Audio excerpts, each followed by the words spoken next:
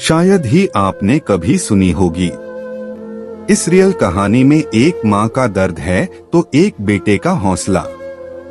वही बेटा जिसके सिर पर नाजायज औलाद का दाग लगा है। इस कहानी में इंसानियत को शर्मसार कर देने वाले दो दरिंदे भी हैं जो 12 साल की एक लड़की की आबरू लूटते हैं। तब उस बच्ची का ये पता नहीं था कि उसके जिस्म को ये दरिंदे नोचते क्यों हैं।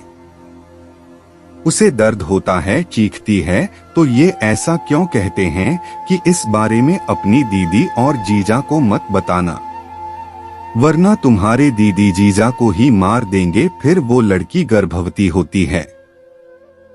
डॉक्टर के पास ले जाया जाता है ताकि पेट में पल रहे बच्चे को दुनिया में आने से पहले मार दिया जाए, पर डॉक्टर हाथ खड़े कर लेते हैं ये कहकर कि अगर बच्चे के साथ कुछ किया तो जिस जिस्म में वो पल रहा है वो भी बेजान हो जाएगी।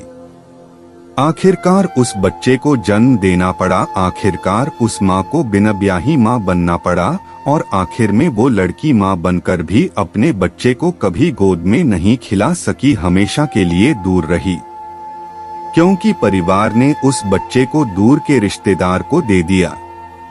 समय के साथ वो लड़की बड़ी होती है। करीब 28 साल की उम्र में उसकी शादी होती है। पुरानी सभी बातें भुलाकर, लेकिन कहते हैं कि कपड़े पर लगे दाग तो धुल सकते हैं, लेकिन जिस्म पर लगी एक खरोंच भी उम्र के किसी पड़ाव पर कई बार उभर कर सामने आ जाती है। इस लड़की के साथ भी ऐसा ही हुआ। बचपन में इस लड़की से जब दो लोगों ने रेप किया था और उससे एक बच्चा भी हुआ था। शादी के कई साल बाद उस लड़की के पति को इस बात की भनक लग जाती है। तब तक वो लड़की एक और बच्चे की मां बन चुकी थी, पर ये संतान कोई नाजायज नहीं थी। बाकायदा इसके पिता का नाम था, पर पुराने दाग की वजह से इस लड़की के ही चरित्र पर सवाल उठाया जाता है और फिर वो अकेली हो जाती है, ना अपने परिवार की और ना ही ससुराल की। अब वो लड़का जो नाजायज था उसे कोई दूर का रिश्तेदार पाल रहा होता है। उसे भी पता चल जाता है कि जिनकी गोद में खेला और बड़ा हुआ वो मेरे असली माँ बाप नहीं हैं, तो फिर असली पिता कौन है? ये पता लगाने के लिए वो अपनी असली माँ के पास आता है। फिर सवाल करता है, मेरा बाप कौन है? फिर वो माँ क्या कहती? लेकिन पहले ये जान लेते हैं कि मामला यूपी के शाहजहांपुर का है। यहाँ 12 साल की उम्र में लड़की से हुए रेप के बाद जन्मे बच्चे और पूरी घटना करीब 28 साल बाद सामने आती है। बेटे के कहने पर माँ उन दो दरिंदों का नाम बताती है। बेटा और माँ दोनों थाने जाते हैं। पुलिस इस रेप की घटना पर यकीन नहीं करती है। फिर ये वकील के पास जाते हैं। कोर्ट के आदेश पर 1994 में हुए रेप की घटना की 4 मार्च 2021 को FIR दर्ज होती है। पुलिस पर दबाव बनता है तो जांच शुरू होती है। बेटा ही बार बार आवाज उठाता है। तब DNA टेस्ट कराया जाता है। इसमें मां बेटे के साथ रेप करने वाले एक आरोपी का DNA मैच हो जाता है, जिसके बाद पुलिस एक आरोपी को गिरफ्तार करती है, जबकि मुख्य आरोपी DNA सैंपल देने के बाद ही फरार हो जाता है। उसकी तलाश अभी जारी है।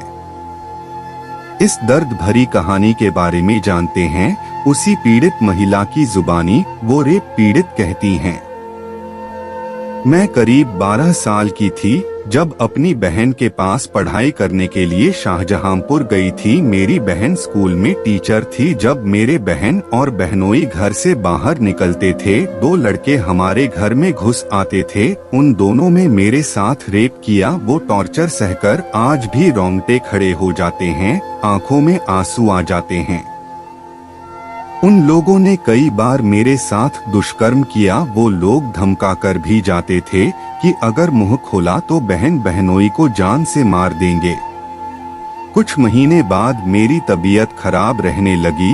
तो डॉक्टर को दिखाया गया तो प्रेगनेंसी का पता चला। घर वालों ने अबॉर्शन कराने के लिए मन बनाया, लेकिन डॉक्टर ने मना कर दिया क्योंकि मेरी उम्र कम थी। अबॉर्शन करने पर मेरी जान को खतरा था, इसलिए मजबूरी में डिलीवरी करानी पड़ी। इसकी शिकायत मेरे बहन बहनोई ने उन दोनों लड़कों के घर वालों से की, तो दोनों भाइयों ने मिलकर बहन बहनोई को बहुत मारा था। फिर मेरी बहन बहनोई ने रामपुर ट्रांसफर करा लिया। रामपुर में ही मेरे बच्चे का जन्म हुआ। मैंने उस बच्चे को देखा भी नहीं और मेरी माँ ने किसी को दे दिया था। माँ बाप ने कहा था कि इस किस्से को भूल जाओ। साल 2000 में मेरी शादी हो गई।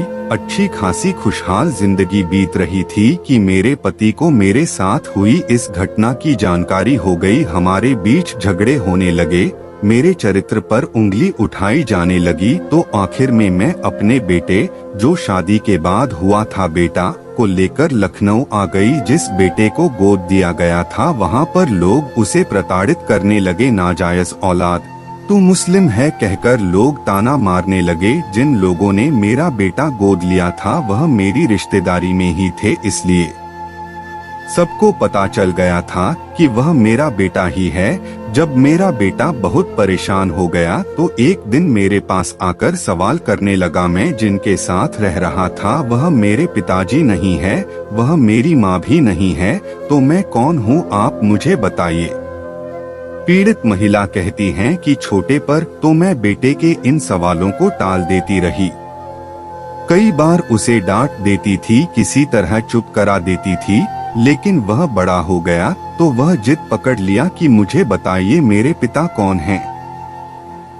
वो कहता था कि सबके पिता हैं, लेकिन जिन्हें मैं पिता कहता हूँ वो तो मेरे पिता है नहीं, इसलिए मेरे पिता कौन हैं अब मुझे जानना है।